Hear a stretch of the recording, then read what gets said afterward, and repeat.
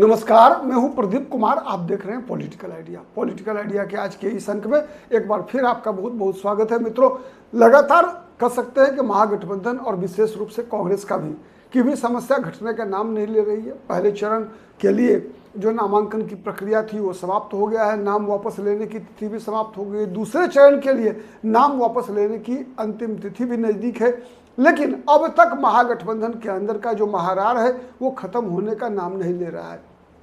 अब कांग्रेस पार्टी के जो प्रदेश के प्रवक्ता हैं, जो एक रिसर्च विभाग के विंग के जो संयोजक हैं आनंद माधव, उन्होंने ही कांग्रेस पार्टी के प्रदेश नेतृत्व पर आरोप लगा दिया है कि पैसे लेकर टिकट बेचने का आरोप लगा दिया है। उन्होंने कई उदाहरण भी दिया। उन्होंने कहा कि जिस खगड़िया विधानसभा सीट से जब कांग्रेस पार्टी के एकमात्र यादव जाति के उम्मीदवार छत्रपति यादव की जीत हुई थी, एक सामान्य कार्यकर्ता की जीत हुई थी, तो उसका भी टिकट काट दिया गया। उन्होंने उदाहरण दिया कि बरबीघा विधानसभा सीट से गजानंद शाही, जो कि पिछली बार मात्र 100-150 वोट से, जिनकी 300 वोट्स के आसपास से हार हुई थी, उनका टिकट काट दिया गया। तो कई अतार्किक फैसले किए गए। और लंबे समय से चुनाव जीत रहे मोहम्मद अफाक आलम का टिकट काटकर कसबा विधानसभा सीट से नए इरफान आलम को टिकट दे दिया गया। तो इन सब टिकटों के मामले में कई मनोज विश्वास, जिस प्रकार से फारबिसगंज विधानसभा सीट से टिकट दिया गया है, सब में नाम लेकर इन्होंने आरोप लगाया है कि बिहार में जो कांग्रेस पार्टी के जो इंचार्ज है बिहार के प्रभारी कृष्णा लबरू और फिर राजेश राम पर, ठीक है, इन लोगों की जांच कराने की मांग की है। और चुनाव के दिन में इस प्रकार की बातें तो सामान्य होता है, लेकिन प्रदेश के प्रवक्ता और रिसर्च विंग के जो अध्यक्ष हैं उनके द्वारा इस प्रकार का आरोप लगाया जाना कहीं ना कहीं कांग्रेस पार्टी में एक विशेष संकेत दे रहा है कि कुछ ना कुछ तो गड़बड़ है। और जिस गड़बड़ी को कहीं ना कहीं राहुल गांधी को तो एड्रेस करना होगा। अगर कांग्रेस पार्टी को बिहार में ठीक ठाक स्थिति में रखना है अगर, तो फिर इस प्रकार के आरोप लगना तब जब राहुल गांधी एक अलग प्रकार का बिहार में कांग्रेस पार्टी को मजबूत करने का प्रयास लगातार चल रहा है। एक तरह से कह सकते हैं मेक ओवर कांग्रेस का बिहार में करने का प्रयास हो रहा है। तो उस दौर में इस प्रकार के आरोप लगने कहीं ना कहीं कांग्रेस की भविष्य की राजनीति के लिए, कांग्रेस पार्टी की सेहत के लिए शुभ संकेत तो नहीं है।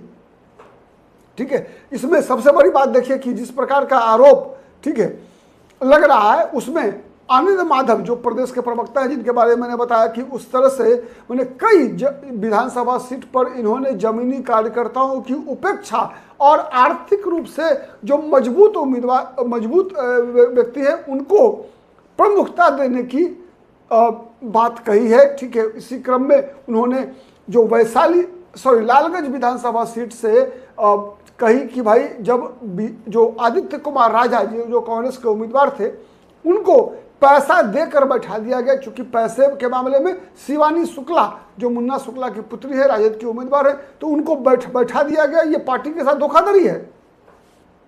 ठीक है, उसके अलावा सोनवर्षा के जिस सरिता पासवान के बारे में कहा आनंद माधव ने कि सरिता पासवान को जो टिकट मिला है सोनवर्षा विधानसभा सीट से सुरक्षित है, जहां से रत्नेश सदा चुनाव लड़ रहे हैं, मंत्री हैं बिहार सरकार में। ठीक है, तो वहां पर कि 8 अक्टूबर तक सरिता पासवान जो है वो लोक जनशक्ति पार्टी में थी, एकाएक कांग्रेस पार्टी में आती है, पैसा देती है और फिर उनको उम्मीदवार बना दिया जाता है। साथ ही कुम्हरार से पटना में इंद्रदीप चंद्रवंशी, ठीक है, इंद्रदीप चंद्रवंशी के बारे में जो उन्होंने कहा कि ये बीजेपी और आरएसएस के साथ इनका संबंध रहा है और एकाएक जो है इनको आकर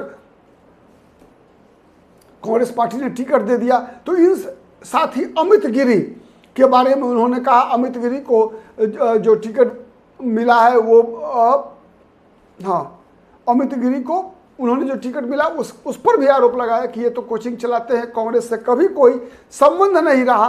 ठीक है, वैसे व्यक्ति को टिकट दिया गया। रक्सौल से श्याम बिहारी प्रसाद की बात की।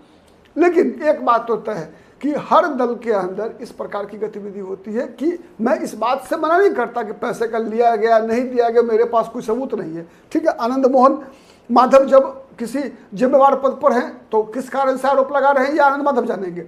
ठीक है, लेकिन एक बात होता है कि दल बदल तो चुनाव के दौरान होता है और हर दल इस मामले में कोई भी दल दूध की धोई हुई तो नहीं है। बीजेपी ने भी कई ऐसे उम्मीदवार को टिकट दिया है इस चुनाव में जो 1 महीना पहले तक बीजेपी के सदस्य नहीं थी। हम मैथिली ठाकुर की ही बात करें, बीजेपी की सदस्य नहीं थी। 10 दिन पहले बीजेपी के केंद्रीय मंत्री विनोद तावड़े और नित्यानंद राय की मुलाकात होती है।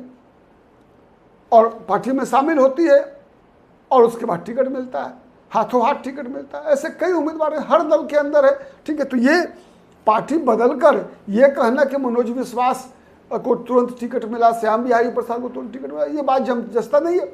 हाँ, एक बात तय है कि अगर किसी भी नेता के ऊपर आरोप लग रहा है कि पैसा लेकर टिकट दिया गया तो इसकी जांच होनी चाहिए, कांग्रेस पार्टी को कराना चाहिए, क्योंकि कांग्रेस के हेल्थ के लिए अच्छी बात नहीं है। आज के लिए इतना ही, बहुत बहुत धन्यवाद।